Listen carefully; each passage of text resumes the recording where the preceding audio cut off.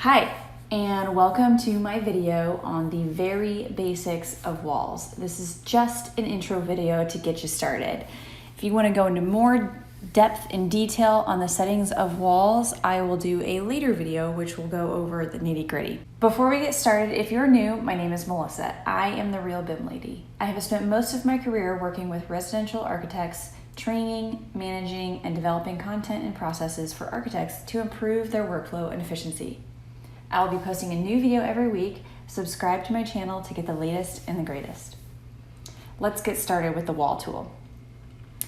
Under the architecture tab, the first tool here is the wall tool. If you notice that little arrow on the drop down, if you click it once, several things come drop down, several options. We have wall architecture, structural, or walls by face.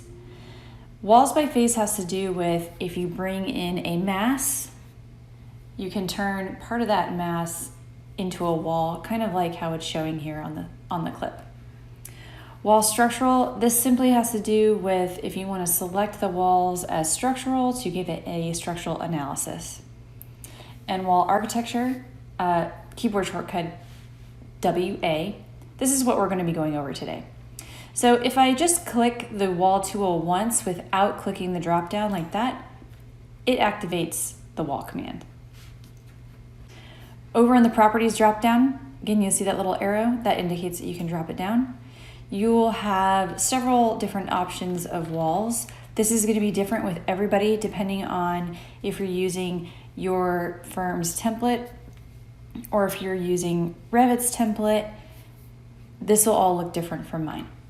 So under this properties dropdown, what will be the same is you will have three different types of walls. You have a basic wall, and if I scroll down to the bottom, then I have a curtain wall, and I also have a stacked wall. Today we're going to be going over basic wall. So I'm just going to select generic 6 inches. Let's say that you don't see what you want under this drop down. Let's say I wanted a generic 4-inch wall, which I don't have here. Walls are a system family, meaning that they kind of are part of the system, they're a part of the project. You can't save them as a separate family file, and you can't bring them in as a separate family file either. They are within the project. So all the settings that you're going to need to make for the walls are in Revit already. So if I wanted to make a generic 4-inch wall, I want to click this Edit Type button. This brings up the Type Properties dialog box. So the very first thing you want to do when creating a new wall type is to press the Duplicate button.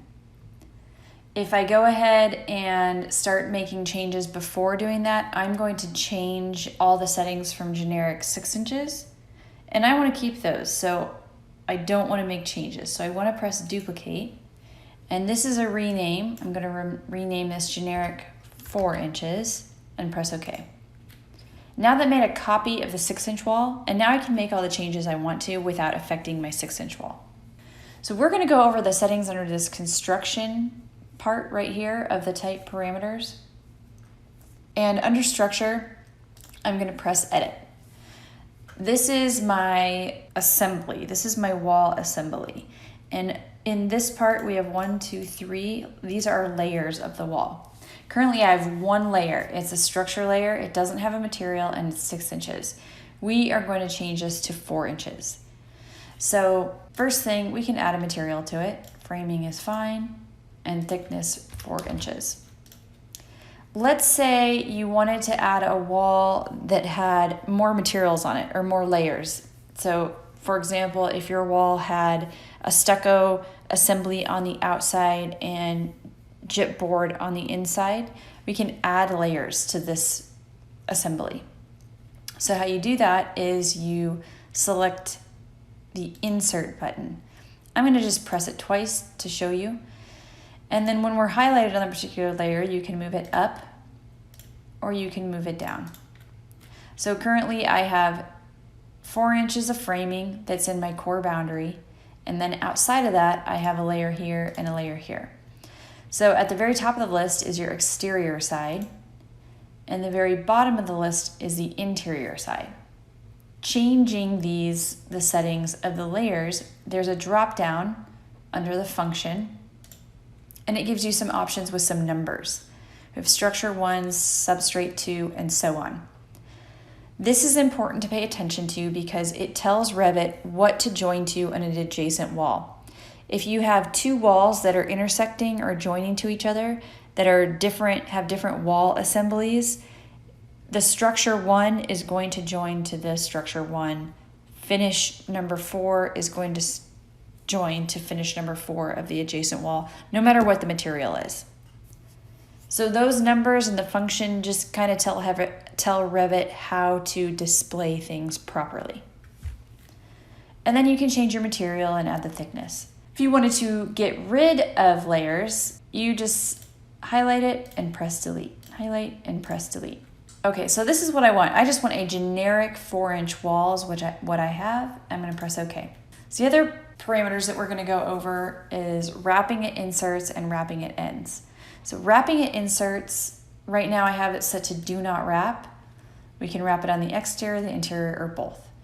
So this is good if you have materials on your wall, if you have finished materials on your wall and you're inserting a door or a window into it, those materials you can have that wrap onto the inside of the wall. Wrapping it ends, if you have an exposed end of the wall, same thing, you can have that material, the exterior material wrap around the end of the wall, or you can have the interior material wrap around the end of the wall.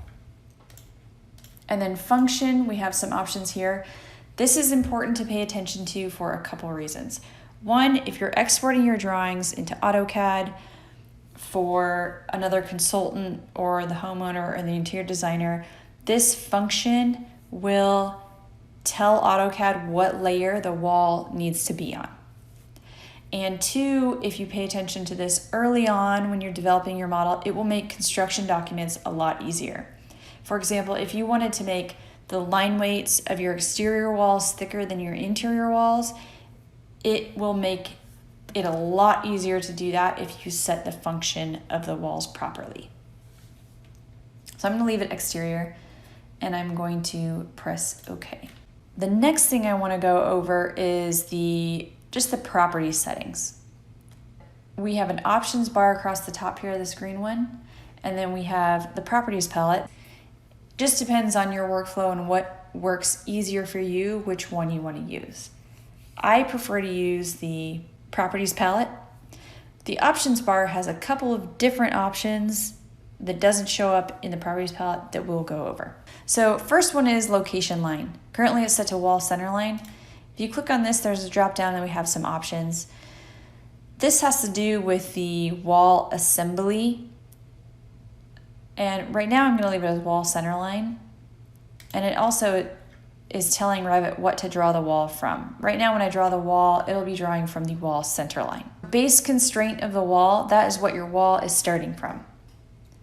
So right now I have it set to 0, 0, level 1. Base offset, this is telling me that the wall is going to start at 1 foot above 0, 0, level 1. So I'm going to change that to 0. And now that's saying that the wall is starting at 0, 0, level 1, and it doesn't have an offset. It's starting at level 1. And top constraint, you can set it to a level that you already have set up, or you can set it to unconnected and set a height. I prefer to set it to a level, so I'm going to choose level 2. And then your top offset can be a negative or it can be a positive number, or it can be 0. So if I wanted my wall to be 11 feet, I would set the top constraint up to 12 feet, level 2, with a top offset of -1. So up here on the options bar, we have a couple different things that don't show up on the properties palette. One is chain. That is on by default. So if I start drawing a wall right now, it's continuously going. I'm clicking, clicking, clicking, and it's in a chain, the wall's going. If I were to uncheck that chain, I click once, I click a second time, and then I'm kind of done. I have to start over. So it's not keeping my wall in a chain, it's drawing separate walls. And then radius, if you wanted to add a radius when you're drawing two walls, it adds that radius in there for you. All right, let's go over the drawing tools. Some of these are straightforward, so I'm going to run through them pretty quick. Line, that's just simple, you're drawing a line. Rectangle, again, drawing a rectangle. Inscribed polygon, drawing the polygon from the center. Circumscribed polygon. Circle. Start end radius. So the first pick is the start, second pick is the end, and then you can draw your radius in. Center ends radius. So the first pick is the center of the radius. Then you have second, third pick. Tangent end arc, I'm gonna let the video pop up. That shows pretty good. If you have two walls and you want to create a curve that connects to the end of a curve with a tangent, that's what you would use. Fillet arc, if you had two walls that are at a 90-degree angle and you wanted to add a radius to it, you would simply click radius, enter in your radius, and then you could click the first wall, the second wall, and then your radius is added. An ellipse, partial ellipse, pick lines. I use this a lot if I have to bring in an AutoCAD file and trace it. You can actually pick the walls of the AutoCAD file or a PDF. And then pick faces. This has to do with a mass. If you created a mass in the massing environment, brought it into Revit, and you wanted to change that mass into a wall, you would use that. And that is a very brief, basic overview of walls. I hope you learned something, and I'll see you in the next video. Thanks for watching!